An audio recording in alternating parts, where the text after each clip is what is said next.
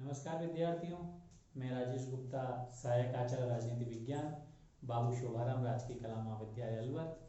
आज इस टॉपिक पर हम चर्चा करने वाले हैं मैकियावेली के संप्रभुता, उसके धर्म और नैतिकता पर जो विचार हैं उनको हम जानने की कोशिश करेंगे। इसके अलावा मैकियावेली को क्यों पुनर्जागरण का शिशु और आधुनिक युग का जनक कहा जाता है, इसके बारे में भी आज हम इस वीडियो में चर्चा करने वाले हैं। तो जो हमारा आज का टॉपिक है वो है मैकियावेली के संप्रभुता संबंधी विचार। सबसे पहले मैकियावेली ने संप्रभुता पर क्या कहा है। मैकियावेली की जो महत्वपूर्ण पुस्तकें और जो उसके राज्य संबंधी विचार हैं उनकी चर्चा मैं पूर्व के वीडियो में कर चुका हूं। तो इस वीडियो में सबसे पहले समझते हैं मैकियावेली के संप्रभुता संबंधी विचार। मैकियावेली ने यद्यपि संप्रभुता शब्द का प्रयोग नहीं किया। संप्रभुता का मतलब होता है सर्वोच्च शक्ति।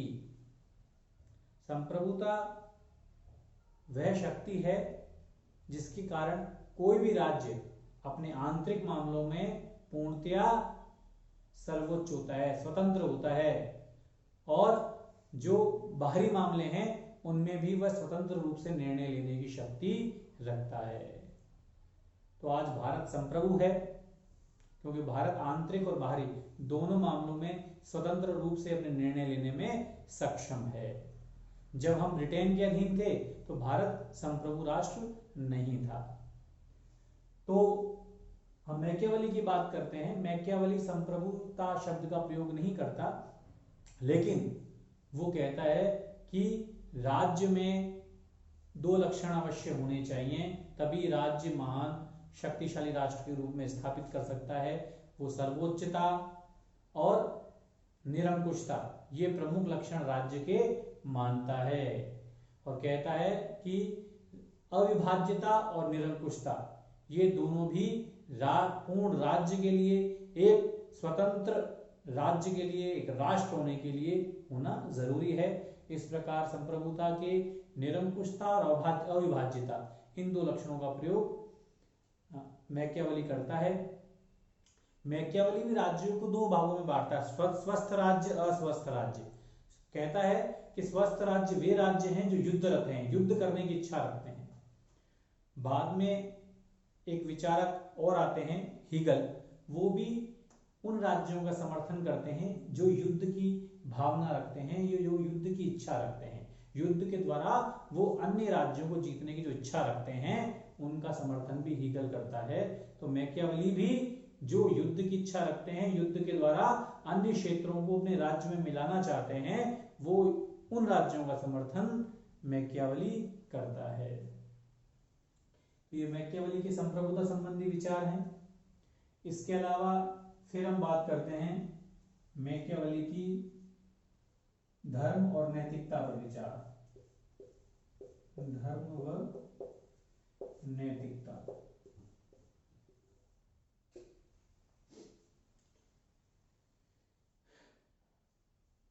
मैकियावेली है वो राजनीति में धर्म और नैतिकता के समावेश को उचित नहीं मानता। वो कहता है कि राजनीति में धर्म और नैतिकता के लिए कोई स्थान नहीं होना चाहिए। वो धर्म और नैतिकता के पृथक्करण पर बल देता है। जहां हम महात्मा गांधी जी की बात करते हैं, वो कहते हैं कि राजनीति जो बिना धर्म के मृत्यु का जाल है, राजनीति में धर्म और नैतिकता का होना जरूरी है। राजनीति तभी पावन रह पाएगी, तभी स्वच्छ हो पाएगी जब उसमें धर्म और नैतिकता के लिए उचित स्थान होगा। लेकिन मैकियावेली साफ मना कर देता है कि राज्य में धर्म और नैतिकता के लिए कोई स्थान नहीं होना चाहिए, अर्थात राजनीति में धर्म और नैतिकता के लिए कोई स्थान नहीं हो। और वो धर्म और नैतिकता के पृथक्करण पर भी बल देता है। वो कहता है कि इसी धर्म के कारण इटली का 5 भागों में विभाजन हुआ।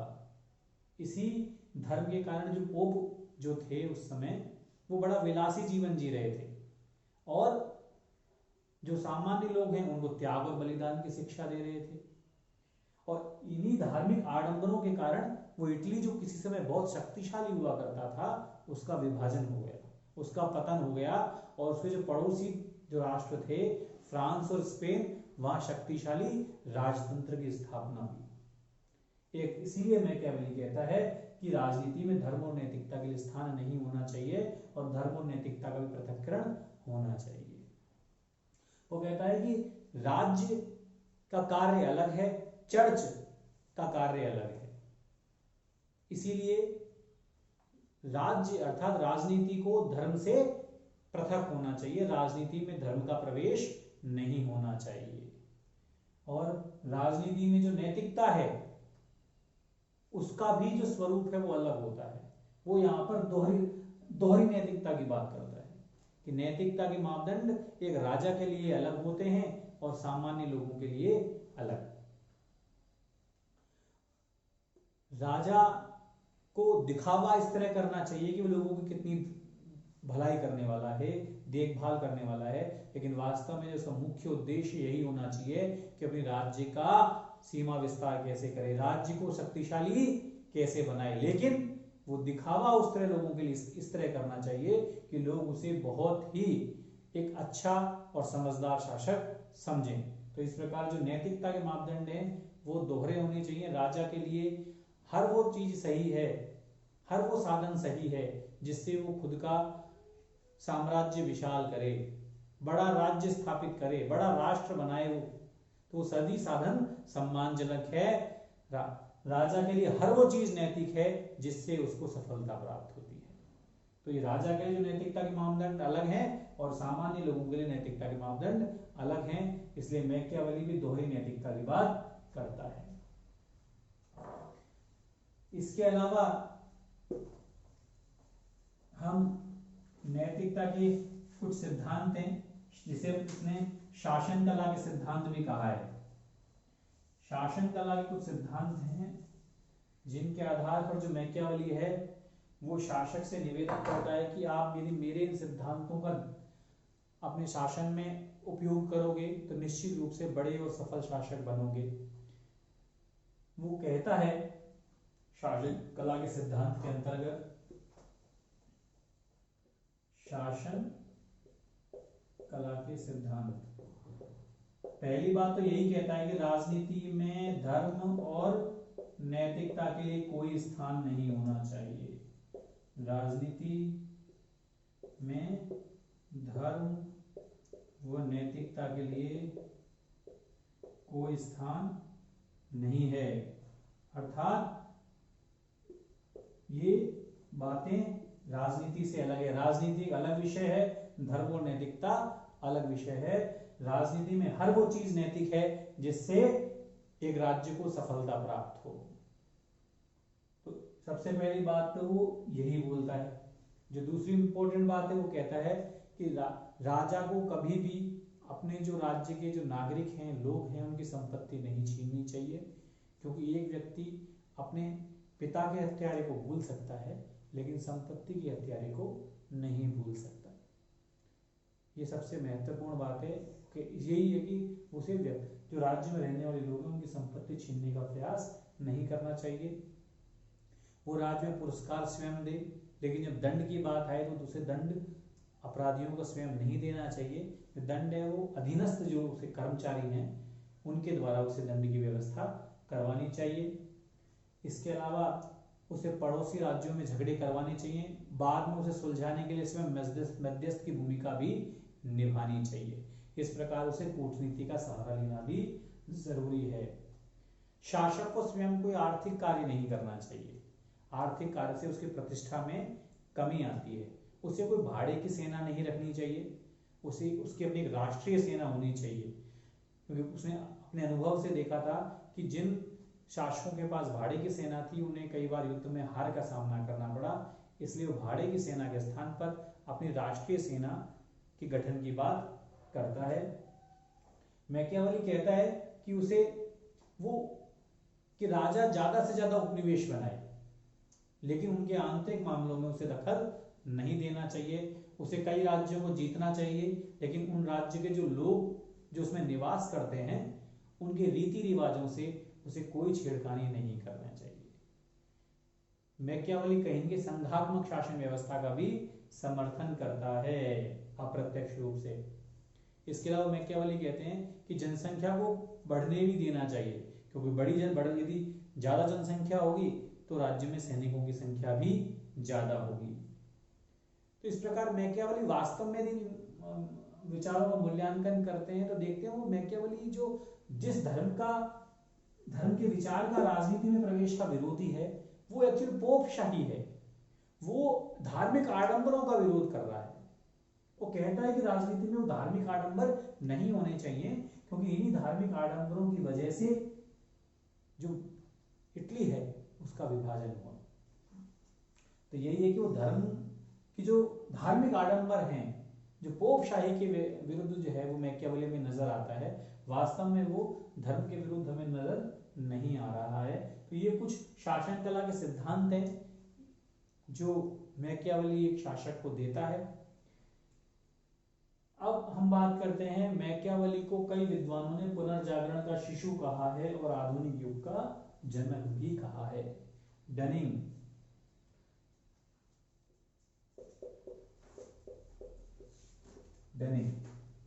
इन्होंने मैकियावेली को पुनर्जागरण का शिशु कहा है और आधुनिक युग का जनक भी।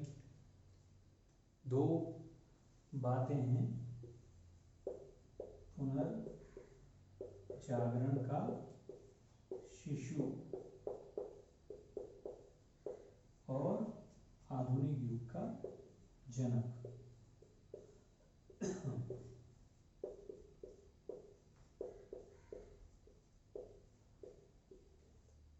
सबसे पहले हम बात करते हैं इसकी, पुनर्जागरण के शिशु। मैकियावेली को पुनर्जागरण का शिशु क्यों कहते हैं? क्योंकि जो उसका जन्म है वो 1469 में हुआ था। ये वो दौर था जब पुनर्जागरण चल रहा था। मुख्यतः जो यूरोपीय जो देश थे वहां पुनर्जागरण की लहर बह रही थी। जो उस समय पोपशाही थी, जो धार्मिक आडंबर थे, उनका लोगों का उनसे मोहभंग हो रहा था। छापे खाने का मशीन का आविष्कार हो चुका था। इनके कारण छापे खाने की जो मशीन का आविष्कार हुआ, इसके कारण जो अंग्रेजी जो साहित्य था जिसमें स्वतंत्रता, समानता जैसे जो विचार थे, उनसे लोगों को पढ़ने में, समझने में आसानी मिली। उन विचारों को लोगों ने समझा, पढ़ा और लोगों को अपने जो मूल अधिकार हैं, स्वतंत्रता है, उनके बारे में उन्हें एहसास हुआ। तो अंग्रेजी साहित्यकारों के जो ये स्वतंत्रता संबंधी विचार थे, वो छापे खाने की जो मशीन का आविष्कार हुआ, इससे वो आम लोगों तक पहुंचने लगे। इससे लोगों में जो धार्मिक आडंबर है, पोपशाही थी, उनसे लोगों का जो मोह था अब तक, वो भंग होने लगा। आडंबर कम होने लगे, मध्यम वर्ग का उदय होने लगा। वास्को डी गामा जैसे जब लोग आए, उन्होंने जब कई देशों की खोज की, तो अब तक जो ये माना जाता था कि राज्य ईश्वर ने बनाए हैं, उनके स्थान पर जो राज्यों की खोज मनुष्यों ने की, तो ऐसी वैज्ञानिक सोच के कारण भी कहीं न कहीं लोगों का धार्मिक आडंबर से विश्वास खत्म होने लगा। तो ये वो दौर था जब पुनर्जागरण चल रहा था, और इसी पुनर्जागरण में मैकियावेली का जन्म हुआ। इसी कारण है कि मैकियावेली क्या कहा जाता है? पुनर्जागरण का शिशु। इसके अलावा उसे आधुनिक युग का जनक भी कहते हैं, क्योंकि 1500वीं जो ईस्वी है, इससे हम ये मानते हैं कि आधुनिक युग शुरू होता है। 500 ईस्वी से लेकर 1500वीं शताब्दी तक मध्यकाल माना जाता है, और 500वीं ईस्वी से जो पहले का समय है वो प्राचीन काल माना जाता है। ऐसा डिवाइडेशन किया हुआ इतिहास में। 500 ईस्वी तक प्राचीन काल, 500 से 1500 ईस्वी तक मध्यकाल, और 1500 ईस्वी के बाद आधुनिक युग माना जाता है। और इस आधुनिक युग में मैकियावेली की जो पुस्तक आई थी, जो उसने लिखी 1513 में, उसका नाम था प्रिंस, नृपति बोलते हैं उसे। तो ये प्रिंस जो पुस्तक आई, उसमें उसने कई महत्वपूर्ण राजनीतिक विचार दिए, और वो राजनीतिक विचार आधुनिक युग में सबसे पहले निकलते हुए सामने आए। जैसे उसके संप्रभुता संबंधी विचार। उसने कहा कि जो राजा है, वो जो लक्षण है संप्रभुता के, वो सर्वोच्चता, निरंकुशता, अविभाज्यता उसमें होनी चाहिए। इसके अलावा कानूनी संप्रभुता का उसने विचार दिया। उसने कहा कि जो शासक ही कानून का निर्माता है, कोई देवीय कानून नहीं होते, कोई प्राकृतिक कानून नहीं होते, कोई ईश्वर की मर्जी से कोई राज्य नहीं चला करता, ऐसा मैकियावेली मानता है। मैकियावेली कहता है कि जो शासक ही कानून का निर्माता है, सभी कानून शासक ही बनाते हैं, इसीलिए व्यक्ति को शासक के अनुसार ही कार्य करना चाहिए। इस प्रकार वो कानूनी संप्रभुता की बात मैकियावेली करता है। यद्यपि वो संप्रभुता शब्द का प्रयोग नहीं करता, लेकिन कानून संप्रभुता के जो लक्षण है वो मैकियावेली ने जरूर बताए। इसके अलावा हम बात करें कानूनी संप्रभुता,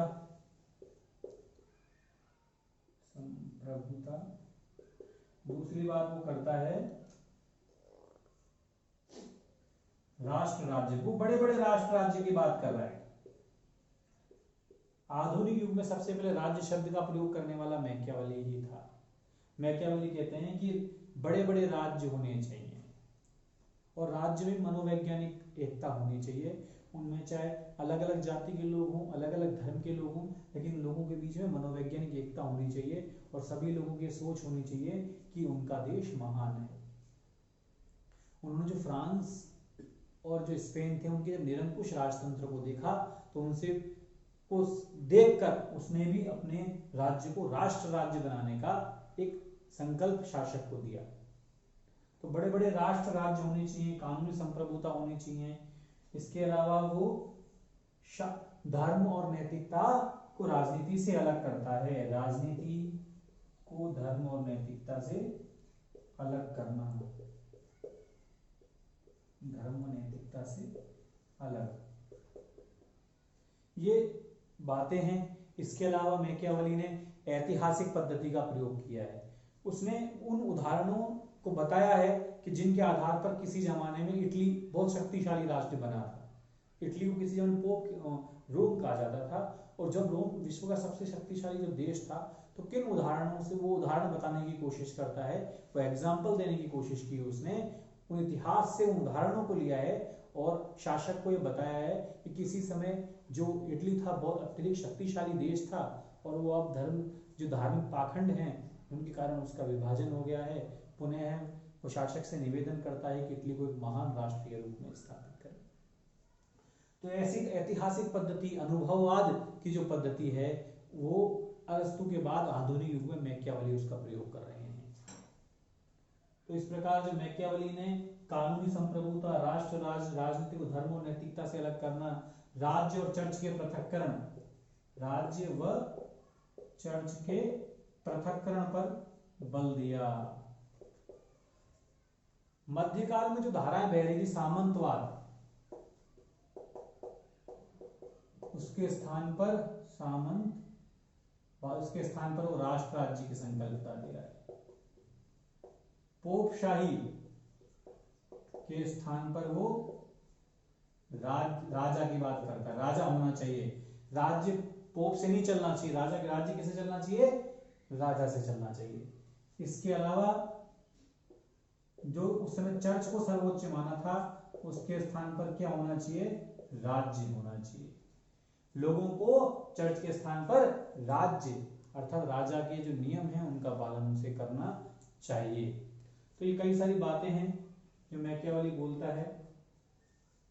इसके अलावा मैकियावेली ने जो यथार्थवादी राजनीति दी है, जो शासन कला के जो सिद्धांत दिए हैं, उनके आधार पर मैकियावेली को कई लोग तो बहुत अच्छा यथार्थवादी विचारक मानते हैं और कई लोग, चूंकि उनके जो विचार हैं वो यथार्थवादी हैं, इसलिए कई लोग उनके विचारों से नफरत भी करते हैं क्योंकि उनके विचारों में आदर्शवाद नहीं है, उनके विचारों में हमें नैतिकता देखने को नहीं मिल रही, उनके विचार में हमें अहिंसा के दर्शन नहीं होते।